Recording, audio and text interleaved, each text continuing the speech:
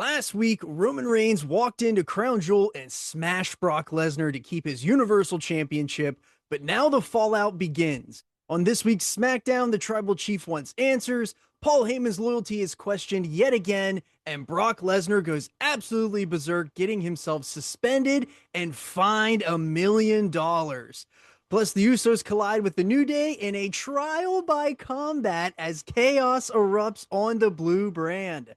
Let's see how it all plays out as we rewind the Bloodline.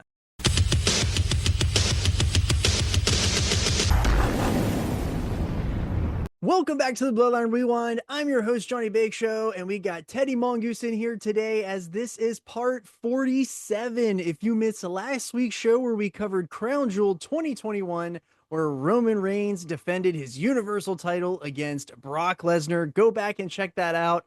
And if you are new here, hit that subscribe button. It is the best way to support the channel, and it keeps you in the know for when we drop daily Bloodline content. So before we hop in here, Goose, is there any notes that you dug up for the show? So actually, let's get started with some things outside of WWE that will impact the show later on. All right. So from the November 1st, 2021 Wrestling Observer newsletter, the future of Ring of Honor is in jeopardy as the company as we know it will be basically gone when the decision was made to no longer offer talent contracts and not promote any shows from the Final Battle show on December 11th until April of 2022. So Joe Koff informed talent on 10/27 that everyone is being released from contracts at the end of the year, but effective immediately, all talent can start working for other promotions, even if they're still under Ring of Honor contract. And here's where it's interesting. Dave said that they had a Sinclair broadcasting deal, which is how we watched Ring of Honor when it was on. Syndication, Saturday afternoons, 2:00, random time. Yep. And with that, the idea was they could average $750 paid per show and run a sustainable business. The problem was in 2021, they couldn't average 750 people per show. Yeah, I do remember that. I remember that like that roster was absolutely gutted because of AEW starting up and some bad booking decisions along the way. Yeah, well, and the biggest thing was that they signed Marty Scurll to the biggest non-AEW or WWE contract out there. Yep. And with that, they gave him creative control. And then he got swept under the speaking out rug, and it was too toxic. They couldn't deal with it anymore. They had to cut him, and then it all went downhill from there. Yeah. So Dave does note that ROH was a huge success and surpassed TNA as the #2 wrestling company in America for a few years. This was built off of Cody Rhodes, the Young Bucks, and the BTE era, which also featured Adam Page, Marty Scurll, as we said, and Flip Gordon. So here's where it gets interesting.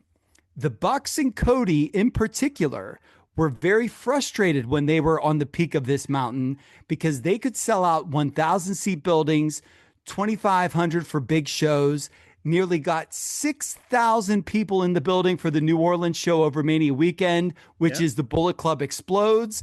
And folks, full disclosure, that Mania, that show, to us, to our friend group, that Kenny and Cody match was a bigger match than anything that was on WrestleMania that year. I didn't even care about that WrestleMania. Was it WrestleMania 35? If it wasn't, it was close to it. So yeah. So I cared more about the Bullet Club is fine, Bullet Club is mine, Bullet Club, that whole thing. Team Cody, Team Kenny, like this is all really good stuff. But their frustration was we have all these people in the building and Sinclair would not back the company to the point where they could increase their production value. Yeah. So the deal was basically there that the company could turn a small profit, stay in business, but there was nothing that was going to be added to the show, arena rent, etc. And so Dave then retells the story about Cody taking Meltzer's bet on Twitter that they could sell out 10,000 seats, All In being created and happening through Ring of Honor's backing, and then the eventual formation of AEW. And the reason that I start with this, John, some ROH roster members in 2021. And I'm not saying they were roster members at this very moment, but during that year to show up in WWE NXT, Chelsea Green, Dragon Lee, Joe Hendry will be in NXT soon enough. And Roxy, which will end up being Roxanne Perez. Yep.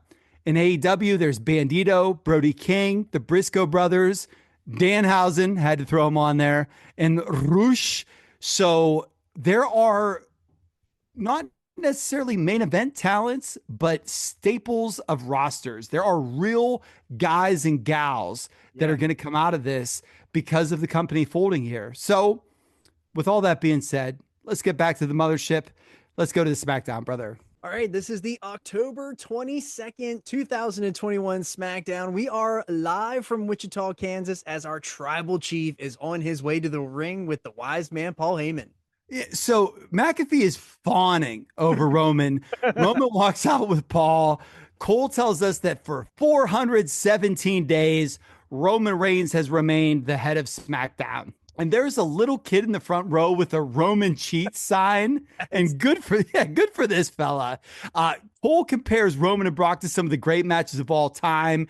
He name drops, your Michaels and Undertaker, et cetera, et cetera. Pat said that he was watching from his office and I almost left the earth 5, 6 different times during the match. And I just wrote, whatever, man. I don't believe anything the commentator Pat McAfee says, unfortunately. So we are shown a tweet by WWE quoting Brock Lesnar saying that when he arrives at SmackDown, he will beat Roman Reigns senseless. So we will see what is going to happen on this SmackDown. Paul hands the mic to Roman as Roman asks Paul if he's holding that title for him or Brock, and Paul's face immediately sinks. Roman is showing a few different emotions here. He's twitchy, then he's smiling, then he's serious. And Paul just looks concerned the whole time. Okay. But then Roman extends the hand and Paul is so ready. He so graciously gives him that microphone. So Roman says that, because when I put my hand out, you did the right thing with the mic. But last night he put his hand out and he just threw the title in the ring. Should we work on this? And this is how it's done. And he sticks out his hand and Heyman hands the belt to him. Roman continues. Oh, that's pretty easy, right? As he puts it over his shoulder, he says to Heyman, "You're not great at your job." You're not, but I am. I love that line, dude. I love that line. Buries him, puts himself over, and Paul's in a position where he has nothing to say. So Roman says there's no denying at this point, I'm the best of the best. He's carried this product. He's carried the WWE on his back for over a year and a half now. And as your tribal chief, as the head of the table, as the greatest universal champion of all time. Yeah, and every time Roman gave himself or announced a different title for himself, the crowd popped here. Your biggest heel on the show. Every time he says something, yay. And you want to know why? Because I smashed everyone. The list has gotten so long that he starts at Mania with Daniel Bryan and Edge. Smashed them. Cesaro. Smashed them. Finn Balor. Smashed them. John Cena. Smashed them. And your boy, as he looks at Paul Heyman, Brock Lesnar, he smashed them. Heyman says, speaking of Brock, what'd Brock say about SmackDown? And Heyman takes the mic and he reads the tweet from WWE. As soon as Heyman is done reading, the camera cuts to Roman as he's laughing it off. Roman smacks Heyman's phone out of his hands and he says that he beat Brock so bad he's tweeting now. And he says that, Brock, you know where I'm at. This is his show. He runs SmackDown. He runs WWE. He's staying right here and he's not going anywhere. And as this is going down, they keep cutting to Heyman and you see that Heyman is like really stressed about Roman, what he's saying and doing. And also he's got that like grin on his face too. It's like he's dueling his emotions here, which is really, really fun. Yeah, for sure. And there's a few things that I got to point out here. So as you said, Roman wants Brock's tweet. Paul fumbling for his phone and then pulling up the tweet and reading out loud was a great little layer because this is Paul selling that he's shook. The crowd pops for this, of him reading the tweet. Once he finishes, Roman then throws Paul's phone into the air and buries Brock for tweeting, calls out Brock, says he's not going anywhere, asks the crowd if he wants to see Brock Lesnar. During all this, the crowd's popping. Right. He then asks Wichita if they want to see him beat Brock Lesnar tonight. They pop to the moon. Finally, he says, Then acknowledge your tribal chief. and now they boo. Yes, like the entire setup, dude. It was literally, it either should have been boo, boo, boo, boo, boo, or pop, pop, pop, pop, pop, mega pop. And it was pop, pop, pop, pop, pop, biggest boo you ever heard. I have no idea what's happening right now. So they do go to commercial break, and then they come back, and Roman is still antagonizing Brock. How can you blame him? I'm the greatest of all time. Roman shows up, he takes care of his obligations, and he moves on. And now we get a bunch of "We want Lesnar" chants, and Roman says Lesnar is scared, and Roman is now about to leave. Tell Charlie to fire up. Oh! And Brock Lesnar's music hits. So Wow. Bum, bum. Dude, it's the best cut into your promo music ever. It really is. that is what's missing from a lot of WWE music now. Like the great WWE wrestlers, the ones that always stick in our mind, they always have that first three, you know who is coming out based off the first 3 seconds of that song. It doesn't even matter. And like I feel like that's what's lost with like Def Rebel and all that. But like Brock's here is a prime example of that instant, like you know it's Lesnar. And the way that it starts is an awesome way to cut off a promo. Right. It doesn't go, it's not straight heavy. It is that little burl, like that chord that hits is a great way to cut. And he only has done it for 25 years. You know what I mean? Like, so it's awesome. But I love the look in Lesnar's eyes here. He slowly walks down the aisle. He hits the ring. He lands a clothesline on Roman, and then he sends him to the outside. Roman fights back, but Lesnar sends him into the steps, and Lesnar now looks at Paul. He grabs the steps, and he bounces him off Roman's head as McAfee's head is literally exploding watching all of this. Just one day removed from an epic clash. Yeah, and Paul looks like he's seen a ghost here. Brock picks up the steps and gives Paul the okey doke, which I love. That he gave him the, you know, the fake there, the Kobe Bryant, Matt Barnes, and then he just absolutely mushes Roman with those steps, and then Brock Lesnar throws the steps into the ring like they're Charles Robinson. Yes, a literal bale of hay. Whoop, right up there. So Lesnar grabs Roman. He goes to F5 him through the announce decks, but the Usos jump Brock from behind. Lesnar takes them out, and then Roman fires back at Brock, but Brock tackles Roman into the ring post. He grabs a camera, and he goes to bash it into Roman's face, but he misses, and so he just throws a ref out of frustration. Why not? But this is the best part about the whole thing. Pearce is now sending out the locker room. All the geeks are coming down to break this up, and I was dying as he just was wasting them one by one.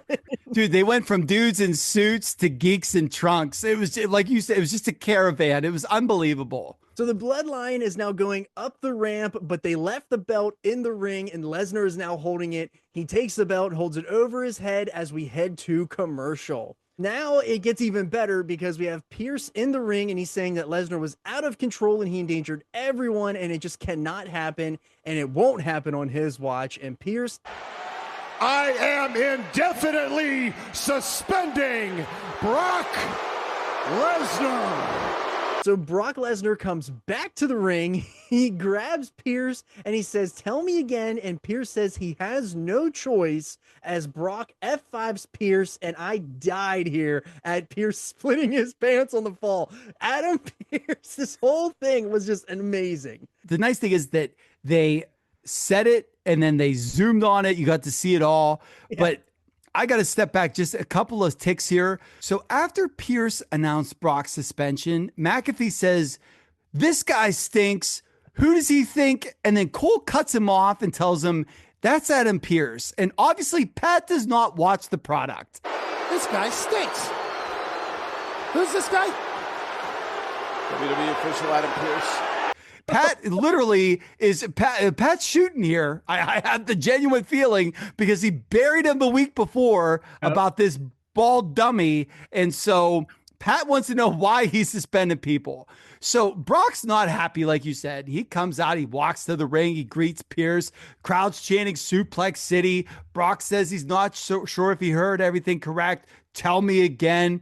And then at this point, he's got Pearce. Pierce's head looks like a maraschino cherry, like something that would be on top of an ice cream sundae. And he's getting choked out. And he tells Brock, I have no chairs. And I was dying at the Smeagol voice. So we have maraschino cherry face, Smeagol voice, Adam Pearce, that then gets F5'd and the crowd explodes. And he does it again and they explodes. And all Brock has to say is, I can't hear you. Tell me again, please. So now here's This Week in Wow, what a moment in time. So right after this, Drew demolishes Sammy in an open challenge, and we get a vignette that Hit Row is debuting tonight. Hit Row's about to debut. They did a video package for Xia Li, who's going to be part of the, quote, new era of SmackDown.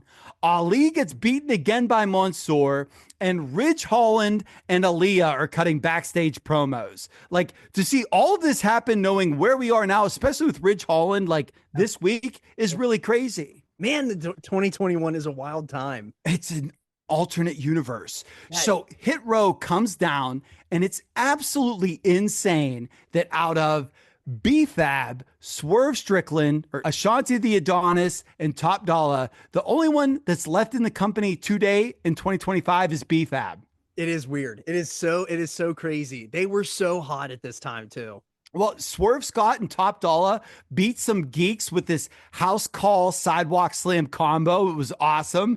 And then after that, man, there was something to see. We'll get to there. So we get another recap of the beatdown, and Kayla is now waiting outside to talk to Sonya. Sonya gives the medical update, and she says that she told Pearce that she would tell Brock to his face that he was suspended, and we saw what happened. But don't worry, because later tonight, we get Charlotte Flair and Becky Lynch exchanging the belts. Oh, we did. And that title exchange was just an awkward mess. No need to go play-by-play on it, but I did need to know because this is a famous moment in time. So Dave also talks about the belt drop incident in that week of The Observer, and he says that Flair was not happy with the creative of the segment, and she felt that she would come off as secondary.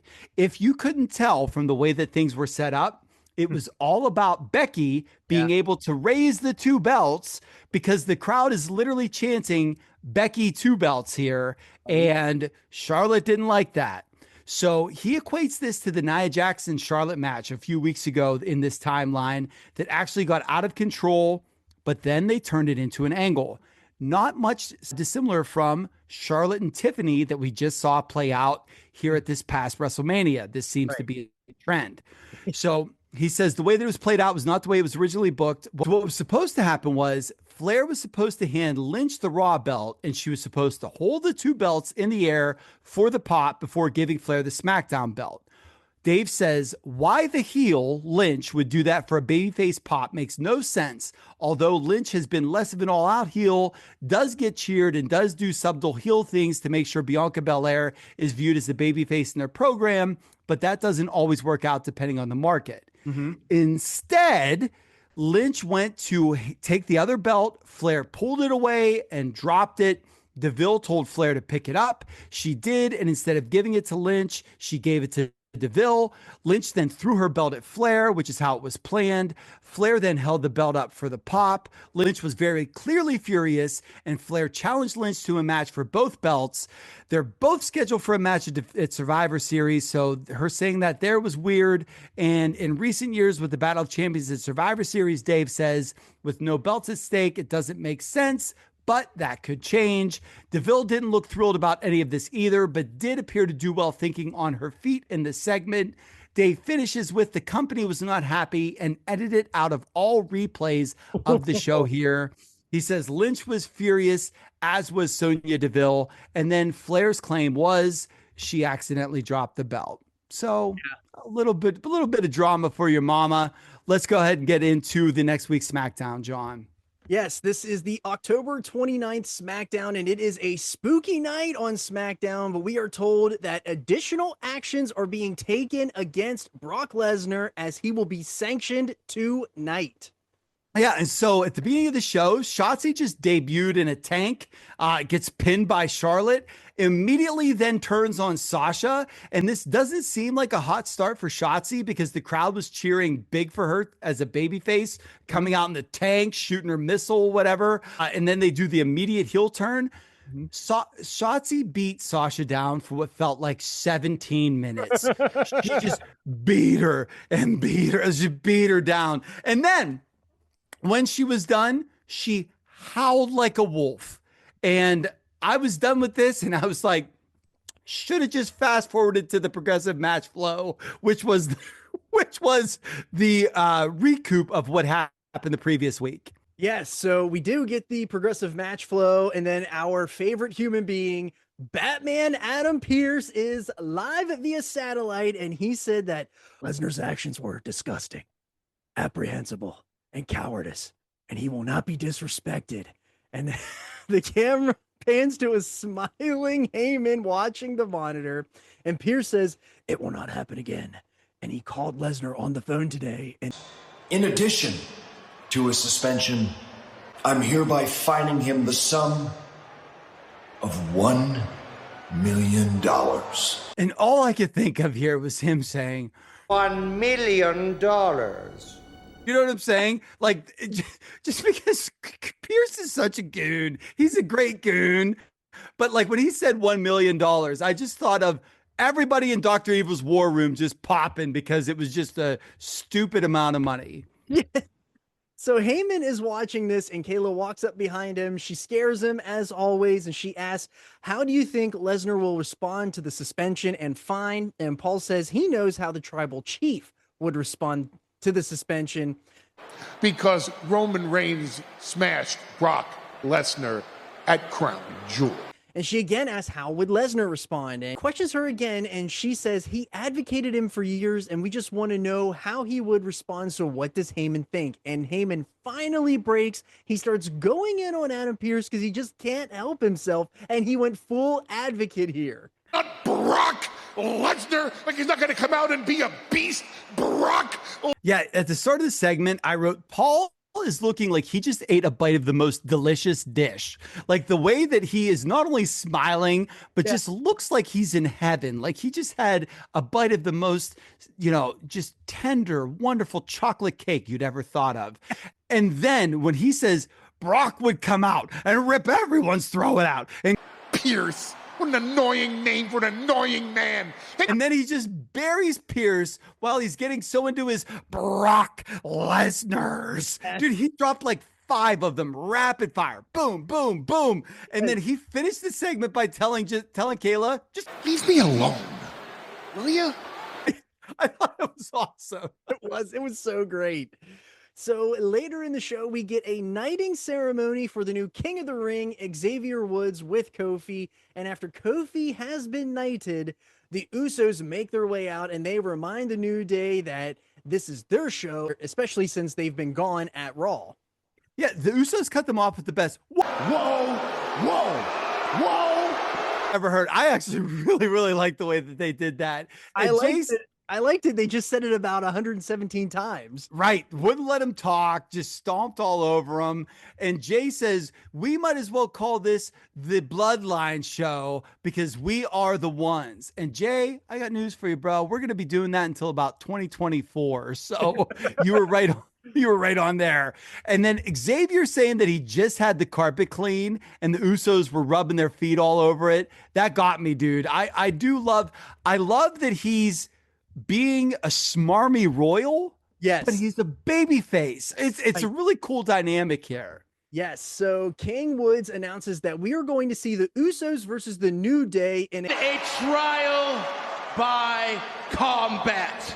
And Jay now asks if their sept is real gold and if he can touch it, and Kofi smacked it out of his hand. They start brawling in the ring for a quick second, and this is actually really funny that this is happening right now because we literally just mentioned the New Day Usos rivalry from like 2017, 2 weeks ago on the show, And we're getting it here now in the timeline. Soothsayers, man. We didn't even watch ahead this time, so I love it. So after another Naomi and Sonya match, we're back. We have the New Day being interviewed by Kayla. They're ready to go. Unfortunately, by this time, there's less than 11 minutes of show left, and we're going to commercial. We come back, the Usos music hits, and all I wrote here was, they better freaking sprint to the ring. Yeah. And they don't. They just walk briskly. Cole's going over the resume of these two, and for some reason, as he's doing it, McAfee's giving him the what treatment, and I just wanted to rip all of this hair off of my head. What? So the trial by combat match is underway. Woods and Jay get us started, and King Woods strikes first with a big right for a quick count. Kofi tags in, and he takes out Jay with a big forearm off the middle rope. Jimmy blind tags in, and the Usos land a double shoulder tackle. Kofi kicks out. He eats a chop as soon as he stands up from Jimmy. Jimmy lands another chop in the corner and sends Kofi across the ring, where he nails a springboard drop kick and then sends Jimmy to the outside. Jay landed a blind tag that I felt was really hard to see because it was so subtle, but he runs in and he eats a drop kick from Woods, and now he's on the outside. Kofi goes to the top rope and he dives onto the Usos, but they catch him and they yeet him into the timekeeper's area as we go to our first commercial break. Yeah, I really like this spot because Kofi's trust fall is a staple in everything, and to have both guys down instead of getting taken out, right, catching him and then just giving him the mush out to the eye. I thought that was awesome. We come back and Kofi is now fighting out of the corner from the Usos, and Jimmy picks him up and Jay lands an elbow for a double team. Jay lands his hip attack and lands in some rights, and he goes for another hip attack, but Kofi fires up out of the corner and he lands a knee. But this was kind of like a knee, like half like stomp. It was a little wishy-washy, but it looked really cool. I think that this was supposed to be a double foot stomp. I think it was a running double foot stomp to the chest. Not sure. Yeah, but it still looked really good. Yeah. It had impact. Both men tag out and King Woods runs wild with a Russian leg sweep. Forgotten move alert here. And a drop kick for two. Woods is landing some chops and then lands a suplex with knees into the gut on Jimmy. I love that Woods' comeback here was like 1991. Yes. Like run in, side Russian leg sweep, drop kick for the high spot. I thought this was cool. Yeah, yes, I really like that. I feel like the side Russian leg sweep is not used nearly enough anymore. I'm glad because it's really nice when you see it. Dude, the Hitman Heart, side Russian leg sweep, second rope, short elbow. Great stuff. Jimmy hits an enziguri and tags Jay back in. Woods sends Jimmy to the outside, and Jay hits a neck breaker on him for two. Jay is arguing with the ref, and Woods fires up with a big right and a running forearm. Kofi blind tags as Jay hits a super kick onto Woods, but Kofi flies off the top rope with a huge right. He misses the Trouble in Paradise on Jimmy, and Jimmy lands a pop-up Samoan drop, which was a really good sequence that we had here. Kofi kicks out, Jade tags in, and they hit a double super kick on Kofi, and he kicks out again. So the Usos are going for the double splash, but Woods pulls Jay down, and here's where we had a huge gripe from the Street Profits match. Why doesn't Jimmy just jump for the splash? Well, he did here, and Kofi got his knees up and blocks the splash, so what do we know? You know what? I feel like we know something because they fixed it the next time around. Here we are watching it 4 years later. That was the critique. And then a week or two later, they fixed it. That was the one thing I wrote. Thank you, Jimmy. Like, I loved it, man. This was smart. We have a quick brawling sequence at the apron, but Jimmy rolls up Kofi for two. Woods blind tags in. Kofi eats a super kick from Jimmy, and then he thinks Kofi is still the legal man. Woods runs in. He runs through and pins Jimmy for the win here. Woods is the legal man. Roll through, shoulders down, hooks the leg. A big time moment here because Roman's not getting beat by anyone. No. Roman's group, his lackeys, these are the guys that need to eat pins, but they still hold titles. Them losing this non-title match to set up a title match later is great booking. It is. That's the way you do things. I thought that this was great. I just wish we had more than 11 minutes. I agree. Literally, when they came out and they were walking so slow and I saw that we had like 10 minutes, I knew that this was going to be a short match. I just wanted more. And by the time that we got to the end and that ending sequence, they have me. I want more. New Day and Usos here, and we're going to get it. So that was part 47 of the Bloodline Rewind. If you've made it this far in the show, be sure to hit the like button and leave a comment on what you thought about Brock Lesnar's suspension and our new opponents for the Usos. And again, we had some awesome news that Teddy dug up here from the timeline of 2021. So we got a lot of stuff outside of just the Bloodline here that we always love and we can't get enough of. So next week, we are going to be covering the November 5th and 12th editions of SmackDown as we are only 3 weeks away from Survivor Series. So with that, I'm Johnny Bake Show. I'm Teddy Mongoose. And we just called it in the ring.